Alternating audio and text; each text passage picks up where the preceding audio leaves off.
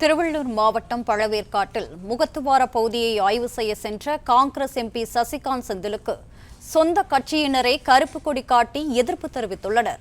கூடுதல் விவரங்களை எமது செய்தியாளர் தாமோதரன் வழங்க கேட்கலாம். தாமோதரன், வணக்கம். மேலும் விவரங்கள். வணக்கம்.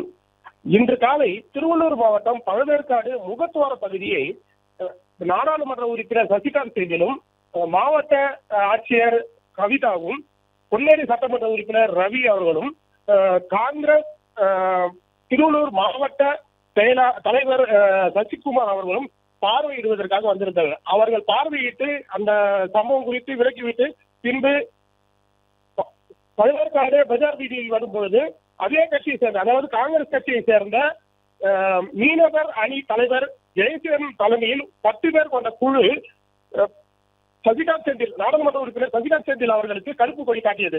காரணம் கேட்கல, எங்களுக்கு தகவல் அளிக்காமல் நீங்கள் பழவேற்காடு பகுதியில் எப்படி வந்தீர்கள் என்று அவர்கள் கேள்வி எழுப்பினர். இதற்கு பதிலளித்த சசிகாந்த் செந்தில், நீங்கள் கெஸ்ட் ஹவுஸ் வாருங்கள், அங்கு பேசிக் கொள்ளலாம் என்றார்கள். கெஸ்ட் ஹவுஸிற்கு எதற்காக வர வேண்டும்? நீங்கள் எந்த ஊருக்கு வந்திருக்கிறீர்கள்?